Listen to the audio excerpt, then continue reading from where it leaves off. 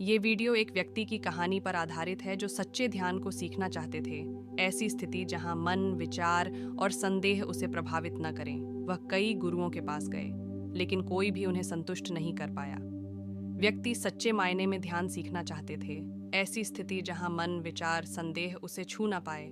ऐसा ध्यान सीखने के लिए वो एक गुरु से दूसरे गुरु के पास गया। सबने अपने अपने तरीके बताए, लेकिन इस आदमी को संतुष्टि नहीं हुई। ऐसे कुछ साल बीत गए। व्यक्ति निराश होने लगा। फिर किसी ने कहा, अगर तुम सच में गुरु खोजना चाहते हो, सच में ध्यान सीखना चाहते हो, तो तुम्हें हिमालय जाना पड़ेगा। वहाँ पर एक बाबा है जो तुम्हें मन के पार जाना सिखा सकते हैं। पर उनका कोई पता नहीं, क्योंकि जब भी उन्हें कोई ढूंढ लेता है तो बाबा अपनी जगह बदल लेते हैं और स्थान छोड़कर हिमालय की गहराइयों में चले जाते हैं। इसलिए हिमालय जाकर तुम्हें खुद तलाश करनी होगी। व्यक्ति ने हिमालय जाने का फैसला किया। वो अपनी यात्रा पर निकल पड़ा। कई दिनों तक वो पहाड़ों पर चढ़ता रहा, कठिन रास्तों से गुजरता रहा। कई बार वो हार मानने लगा, लेकिन उसका ध्यान सीखने का जुनून उसे आगे बढ़ाता रहा।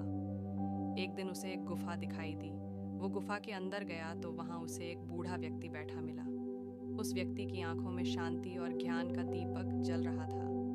व्यक्ति ने बूढ़े व्यक्ति को प्रणाम किया और उनसे कहा, मैं सच्चा ध्यान सीखना चाहता हूँ। मैं कई गुरुओं के पास गया, लेकिन कोई भी मुझे मन के पार जाने का तरीका नहीं सिखा पाया।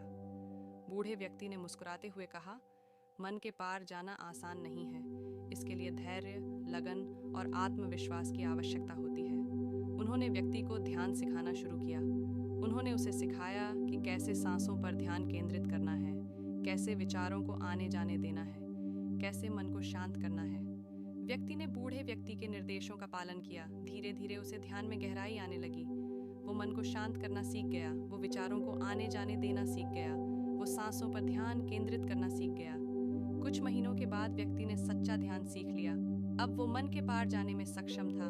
वो विचारों और संदेहों से मुक्त हो गया था। वो एक शांत और खुशहाल जीवन जीने लगा। वो व्यक्ति हिमालय से वापस लौटा और उसने अपना अनुभव दूसरों के साथ साझा किया। उसने लोगों को ध्यान सिखाना शुरू किया। उसने लोगों को मन के पार जाने का तरीका सिखाया। उस व्यक्ति ने अपना जीवन दूसरों की मदद करने में समर्पित कर दिया।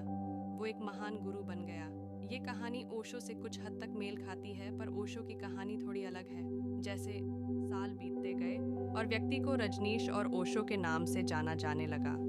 रजनीश ने हिमालय में बाबा से जो ज्ञान प्राप्त किया था, उसे लोगों के साथ साझा करने का फैसला किए। उन्होंने दुनिया भर में यात्रा की और लोगों को ध्यान सिखाया। ओशो ने लोगों को कई चीज़ें सिखाई हैं। आत्म जागरूकता। ओशो ने लोगों को अपने विचारों, भावनाओं और कार्यों के बारे में जागरूक होने के लिए प्रोत्साहित किया। उन्होंने कहा कि आत्म जागरूकता ही परिवर्तन की शुरुआत है। ध्यान। ओशो ने ध्यान को मन को शांत करने और आत्मा से जुड़ने का एक तरीका बताया। उन्होंने लोगों को विभिन्न प्रकार के ध्यान सिखाए, जिनमें सक्रिय ध्यान और शांत ध्यान शामिल हैं। प्रेम। ओशो ने प्रेम को जीवन का सबसे महत्वपूर्ण गुण बताया। उन्होंने कहा कि प्रेम ही एकमात्र शक्ति है जो दुनिया को बदल सकती है। स्वीकृति। ओशो ने लोगों को खुद को और दूसरों को स्वीकार करने के लिए प्रोत्साहित किया। उन्होंने कहा कि स्वीकृति ही परिवर्तन की शुरुआत है। जीवन का आनंद। ओशो ने लोगों को जीवन का आनंद लेने के लिए प्रोत्साहित किया। उन्होंने कहा कि जीवन एक उपहार है और इसे पूरी तरह से जीना चाहिए। ओशो के शिक्षण दुनिया भर के लाखों लोगों के जीवन को बदल चुके हैं। उनके शिक्षण ने लोगों को अधिक शांतिपूर्ण, खुशहाल और सचेत जीवन जीने में मदद की है। जीवन एक नदी की तरह है, इसे बहने दो, इसे नियंत्रित करने की कोशिश मत करो। प्रेम ही एकमात्र शक्ति है जो दुनिया को बदल सकती है। खुशी बाहर नहीं, अंदर है, इसे खोजो। जीवन का आनंद लो, यह एक उपहार है। ओशो का जन्म 1931 में भारत में हुआ था। उन्होंने 1970 के दशक में दुनिया भर में यात्रा की और लोगों को ध्यान सिखाया। उन्होंने 100 से अधिक पुस्तकें लिखीं। 1990 में उनका निधन हो गया। ओशो की विरासत उनके शिक्षण में जीवित है। उनके शिक्षण दुनिया भर के लाखों लोगों को प्रेरित करते रहते हैं। They have helped people to live more peaceful, happy and conscious lives. हालांकि सफलता ने उन्हें ढूंढ लिया, रजनीश, या जिन्हें अब दुनिया ओशो के नाम से जानती थी, अपनी कठिन यात्रा से मिले सबक को कभी नहीं भूले। वे जमीन से जुड़े रहे, उनकी शिक्षाओं में कोई दिखावा या अहंकार नहीं था। उन्होंने अंधेरे अनुसरण के बजाय व्यक्तिगत खोज के महत्व पर जोर दिया, अपने अनुयायियों को सवाल पूछने, प्रयोग करने और अपना सत्य खोजने के लिए प्रोत्साहित किया। ओशो के तरीके अपरंपरागत थे, जो अक्सर पारंपरिक दृष्टिकोणों को चुनौती देते थे। उन्होंने गहरी पैठ, बनाए गए पैटर्नों को तोड़ने और सोचने के नए तरीके जगाने के लिए हास्य, कहानी सुनाने और यहाँ तक कि चौंकाने वाली रणनीति का इस्तेमाल किया।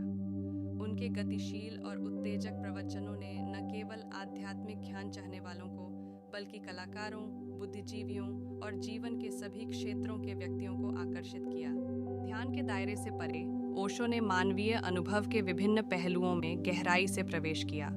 उन्होंने रिश्तों, रचनात्मकता और मृत्यु के बारे में बात की, अपनी अनूठी व्याख्याएं प्रस्तुत कीं और पहले वर्जित विषयों पर खुली चर्चा को प्रोत्साहित किया।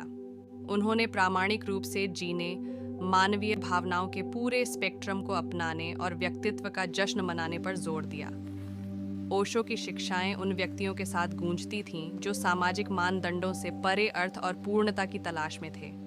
उन्होंने उन्हें सीमित विश्वासों से मुक्त होने, अपनी क्षमता का उपयोग करने और जीवन को जुनून और उद्देश्य के साथ जीने की चुनौती दी।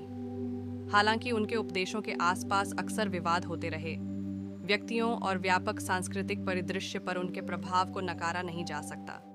ओशो की विरासत उनकी भौतिक उपस्थिति से परे फैली हुई है। उनके लिखित कार्यों और रिकॉर्ड किए गए प्रवचनों का विशाल संग्रह साधकों को उनकी यात्राओं पर प्रेरित और मार्गदर्शन देना जारी रखता है।